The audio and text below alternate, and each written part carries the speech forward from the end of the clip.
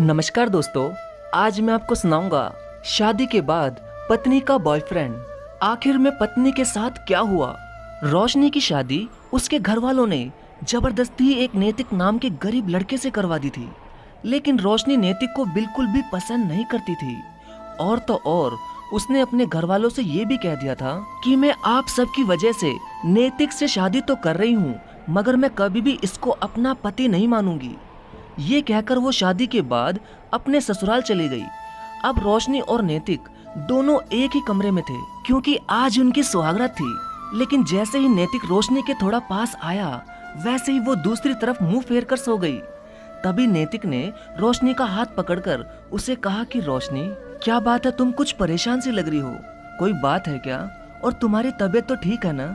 ये कहकर नैतिक ने उसके सिर पर हाथ रखकर उसका बुखार चेक किया कि कहीं उसकी तबीयत तो खराब नहीं। लेकिन जैसे ही नैतिक ने रोशनी के सिर पर हाथ रखा, वैसे ही रोशनी ने बड़ी ही जोर से नैतिक का हाथ अपने सिर पर से हटाकर कहा कि दूर रहो मुझसे, तुम्हारी हिम्मत कैसे हुई मुझे हाथ लगाने की। ये सुनकर नैतिक को बड़ा ही बुरा लगा और उसने कहा कि रोशनी, तुम्हें क्या हो गया? मुझसे कोई गलती हो गई क्या? बोलो रोशनी। तब रोशनी बोली कि नैतिक, मैं तुमसे प्यार नहीं करती। तुमसे मेरी शादी मेरे घर वालों ने जबरदस्ती ही करवाई है और मैं किसी और से प्यार करती हूँ। और वो लड़का मेरे घर वालों को बिल्कुल भी पसंद नहीं, क्योंकि वो लड़का हमारी बिरादरी का नहीं है। और हाँ नैतिक, एक सच और सुन लो, मेरे और मेरे बॉयफ्रेंड के बीच वो सब कुछ हो चुका है जो एक पति और पत्नी के बीच होता है। इसलिए बेहतर होगा कि तुम मुझे ना ही अपनाओ। और तुम जैसे दो कौड़ी के गरीब लड़के से मेरे माँ बाप ने मेरी शादी इसलिए करवाई है ताकि तुम्हें मेरे बारे में कुछ भी पता लगे तो तुम कुछ भी ना कर सको। अब बोलो नैतिक, क्या अब भी तुम मुझे अपनाओगे या छोड़ दोगे? रोशनी की सारी बातें सुनकर नैतिक को एक बहुत ही बड़ा झटका लगा, लेकिन नैतिक के चेहरे पर फिर भी एक मुस्कान थी, जिस मुस्कान को देखकर रोशनी को बहुत ही ज्यादा गुस्सा आ रहा था। तभी गुस्से ही गुस्से में रोशनी नैतिक को अपने मोबाइल में अपनी और अपने बॉयफ्रेंड की फोटो दिखाती है। रोशनी की ऐसी हरकतें देखकर नैतिक समझ जाता है कि रोशनी ये सब उसे छोड़ने के लिए ही कर रही है। तभी नैतिक रोशनी से कहता है कि रोशनी, तुम्हें ये सब मुझे दिखाने की जरूरत नहीं है। अगर तुम अपने बॉयफ्रेंड से इतना ही प्यार करती हो तो मैं खुद उससे तुम्हें मिलवाऊंगा। लेकिन इस बात का मेरे परिवार को पता नहीं चलना चाहिए, क्योंकि रोशनी, हम गरीब जरूर हैं, लेकिन हमारी इस शहर में बहुत इज्जत है। तुम्हारे माता पिता ने तुम्हारी शादी मुझ जैसे गरीब से क्यों करवाई ये तो मैं नहीं जानता, लेकिन तुम सब ने हम सबको धोखा दिया है। लेकिन कोई बात नहीं, अब जो हो गया सो हो गया। अब मेरी जिम्मेदारी है तुम्हें तुम्हारे बॉयफ्रेंड से मिलवाने की, और तुम बिल्कुल भी चिंता मत करना, मैं तुम्हें कभी भी हाथ नहीं लगाऊंगा।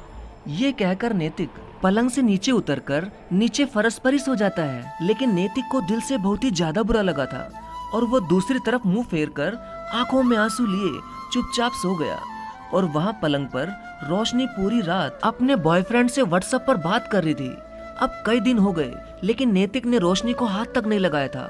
तभी एक दिन नैतिक ने कहा कि रोशनी, आज तुम अपने बॉयफ्रेंड को फोन करके ये कह देना कि जल्द ही तुम उससे एक मंदिर में शादी करने वाली हो, और आज शाम को हम दोनों को एक वकील के भी पास चलना है ताकि वो हम दोनों का तलाक करवा दे।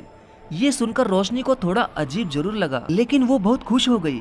तभी रोशनी अपने बॉयफ्रेंड को फोन करके सारी बात बता देती है और वो उससे ये भी कहती है कि अब मैं तुम्हारी होने वाली हूँ, एक मंदिर में जल्दी हम दोनों शादी भी कर लेंगे। लेकिन तभी रोशनी के बॉयफ्रेंड ने उससे ये कहा कि रोशनी, तुम्हारे और नैतिक के बीच में कुछ हुआ तो नहीं है? मेरा मतलब है कि तुम्हारी सुहागरात हुई है या नहीं। इस बात पर रोशनी भड़क जाती है और आंखों में आंसू लिए वो उससे ये कहती है कि क्या तुम्हें मुझ पर भरोसा नहीं है?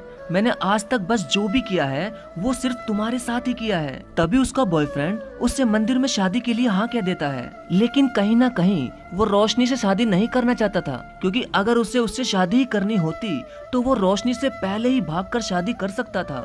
लेकिन ये बात रोशनी समझ ही नहीं पा रही थी, क्योंकि वो तो उसके प्यार में पागल सी हो चुकी थी। तभी शाम को रोशनी और उसका पति नैतिक एक वकील के पास जाते हैं और वहाँ जाकर वो अपने तलाक के कागज बनवा लेते हैं। तभी नैतिक को रोशनी कहती है कि नैतिक, तुम बहुत अच्छे हो और तुम मुझे माफ भी कर देना प्लीज, मेरी वजह से तुम्हें इतनी तकलीफ हुई। तो नैतिक ने कहा कोई बात नहीं रोशनी, मुझे मेरा प्यार नहीं मिला तो क्या हुआ, लेकिन मैं अब तुम्हारा प्यार मिलवाकर भी बहुत ही ज्यादा खुश हूँ। तो रोशनी ने पूछा कि तुम्हारा प्यार, क्या तुम मुझसे प्यार करते हो? तब नैतिक ने कहा कि रोशनी, मैंने जब तुमको पहली बार देखा था मुझे तो तुमसे तभी प्यार हो गया था। लेकिन छोड़ो, अब इन बातों का कोई फायदा नहीं। चलो तुम इस गरीब के पैसों से एक आइसक्रीम तो खा लो। तभी नैतिक रोशनी को एक अच्छी सी आइसक्रीम खिलाता है और वो दोनों एक दोस्त की तरह बन जाते हैं। और अब वो दोनों ही घर में भी खूब हंसी मजाक करते थे। और अब रोशनी भी नैतिक को अच्छा मानने लगी थी और कहीं ना कहीं रोशनी का नैतिक के साथ दिल लग गया था। और तो और, जब तक नैतिक काम पर से नहीं आता था तब तक रोशनी भी खाना नहीं खाती थी। और तभी कुछ ही दिनों में नैतिक और रोशनी का तलाक हो जाता है और अब नैतिक अपने कुछ खास दोस्तों को साथ लेकर रोशनी की शादी करवाने उसे एक मंदिर में ले जाता है। रोशनी भी दुल्हन के रूप में मंदिर पहुंच जाती है, लेकिन रोशनी को शायद कहीं ना कहीं थोड़ा बुरा लग रहा था और कहीं ना कहीं वो नैतिक को अपना दिल दे बैठी थी। लेकिन ये बात रोशनी समझ ही नहीं पा रही थी। तभी मंदिर में सब आ गए, लेकिन रोशनी का बॉयफ्रेंड अब तक भी नहीं आया था। तो नैतिक ने पूछा कि रोशनी, जरा तुम्हारे बॉयफ्रेंड को फोन तो मिलाओ, बहुत देर हो चुकी है, जरा उनसे पूछो कब तक आएंगे वो। तो जैसे रोशनी ने अपने बॉयफ्रेंड को फोन किया तो उसका फोन स्विच ऑफ आ रहा था। ये देखकर रोशनी थोड़ा डर गई। अब सभी उसका फोन मिलाने लगे, लेकिन उसका फोन मिला ही नहीं। तभी एक अनजान आदमी रोशनी को एक कागज देकर चला जाता है। तो जल्दी उस कागज को नैतिक सबके सामने पढ़ता है। उस कागज में लिखा था कि रोशनी, मुझे माफ कर देना, मैं तुमसे शादी नहीं कर सकता।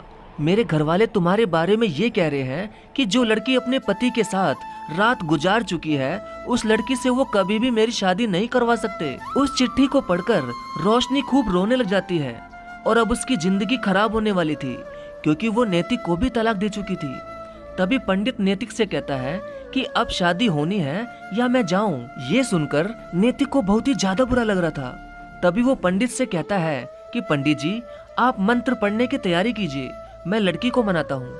तो नैतिक ने रोशनी का हाथ पकड़कर कहा कि रोशनी, क्या तुम मुझसे शादी करोगी? मैं तुमसे वादा करता हूँ कि मैं तुम्हें जीवन में कभी धोखा नहीं दूंगा और मैं तुमसे बहुत ही ज्यादा प्यार करता हूँ। अब सभी लोग रोशनी के जवाब का इंतजार कर रहे थे। तभी रोशनी को भी ऐसा लगा कि शायद उसे भी नैतिक से प्यार हो चुका था और वैसे भी नैतिक एक बहुत ही अच्छा लड़का था। तभी अचानक रोशनी पूरे मन के साथ नैतिक के सीने से लिपट गई और उसे सबके ही सामने किस करते हुए शादी के लिए हाँ कह दिया और फिर एक बार और उनकी शादी हो गई। अब रोशनी पूरी तरह से नैतिक को अपना प्यार मान चुकी थी और नैतिक भी उसे अपनी अर्धांगिनी मान चुका था। वाकई में दोस्तों, नैतिक बहुत ही अच्छा लड़का था क्योंकि रोशनी ने अपने बॉयफ्रेंड से सारे गलत काम कर लिए थे, मगर फिर भी ये सब जानते हुए भी नैतिक ने उसे अपना लिया।